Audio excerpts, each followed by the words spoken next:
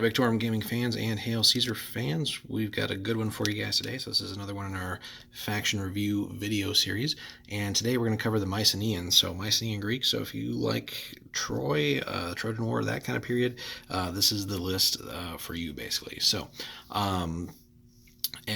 from the description there, right? So again, right around that time, 16th through 13th century BC. So things like Mycenaean, Knossos, the Achaeans, etc. This is for you. So interesting list construction here. So chariots can be up to a quarter of your army. Infantry has to be at least 75% of it. Excuse me. And Mycenaean or Minoan medium infantry has to at least be 25% of the infantry.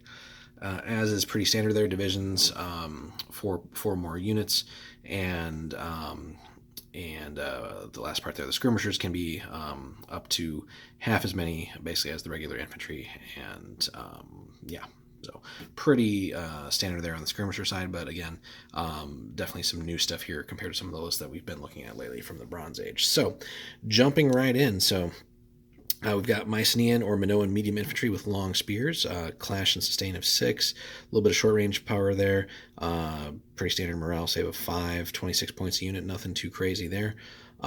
We then have another medium infantry unit option here, and this time with mixed long spears and bows. It gives you a little bit more on the ranged firepower there for only 1 more point per unit, so it's actually a pretty solid investment. Mycenaean or Minoan medium infantry with javelins and shields. You skip the long range firepower for, again, pretty solid dedicated. Short range firepower, and that's really the only difference, but that also gives you a significant savings per unit there, so 4 points cheaper at 23. Here you get, definitely, again, that's kind of like your veteran elite unit. You only get one of them, so you might as well take it.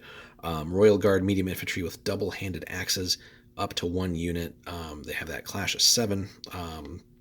Would have been cool maybe to see that be 8, but that's fine. Again, fairly weak on the range here, but they do come with tough fighters and 425 a unit, so definitely worth taking there. Then we get into the lighter units that they have access to. So light infantry archers fielded as small units, so pretty standard across the board there. Range of 2, or 2 on the short and long range. Actually have a morale save, in contrast to a lot of the archer units, and only 15 points. More on that there with the light infantry javelin men as small units, really just short range there, but also a little bit cheaper at 13 per the unit. Again, negligible close combat ability. Really don't want these guys getting into close combat, but they can be nice little speed bump units. And they're okay against similar units. So if you do have to get into combat, if they're fighting something equivalent to them, then that's pretty balanced. But these guys, these small units of these guys will not stand up to dedicated combat units. Then we get into the chariot runners as light infantry javelin men fielded as small units, 1 per chariot, and again forms a subunit with the chariots.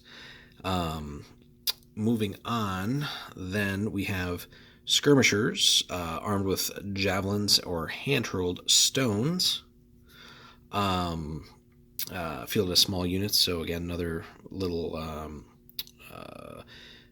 short-range unit there. These guys are levies, so keep that in mind, but also dirt cheap at 9 points a unit.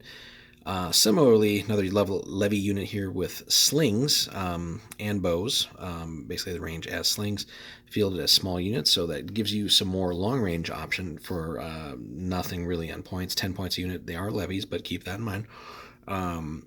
Then we have what's called Luca medium infantry mercenary warband armed with swords and javelins. So you could really have some fun here with all the various forces. Like if you're building like a list that went to Troy, for example, or something like that, you could really go to town doing some research on the various like Greek city-states and stuff at the time and all around that part of the world.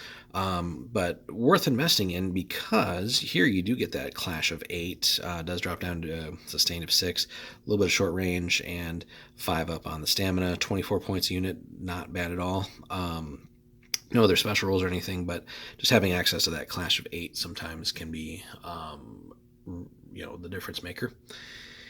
And then your other sort of heavy hitter unit, which again you wouldn't necessarily expect from the Greeks, but we have to again go back.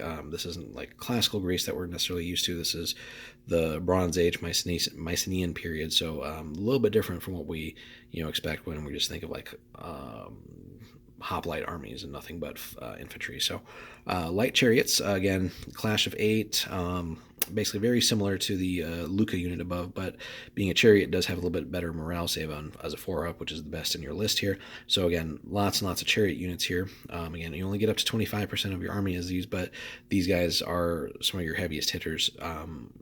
And they have a little bit of range too. So combine that with the chariot runners. Again, we've seen that with so many of the other recent lists that we've looked at for Bronze Age. So definitely worth considering. Again, these can be like your shock troops that you're going to follow up with waves of medium infantry, and then surrounded by all kinds of various little small units of skirmishers and archers and stuff like that to deal some range damage, and all for only 28 points a unit. Would have been cool to maybe see something like a Royal Guard chariot unit or something like that for your various kings, Mycenaean kings and stuff like that. And here too, again, pretty standard from what we've seen throughout. So all the commanders, including the general, have leadership 8, so nothing horrible there. Pretty standard across the board, and overall just a really nice list with again very solid infantry. Medium infantry backed up with, again, some skirmishers and chariot action here. And again, the fact that they do have a cool mercenary warband there with add some extra firepower is useful too. So very similar again to the various other lists that we've looked at, Bronze Age around the Aegean and sort of the Near East, Middle East, stuff like that. So, but being again Mycenaean, again, if you like the Trojan War period, stuff like that, if you want to do a little bit of research on what these guys actually look like, as opposed to some of their depictions in movies and TV shows and stuff like that, you can definitely build a really cool thematic force. And we'll cover Troy, I think, a little bit later on when we get to that.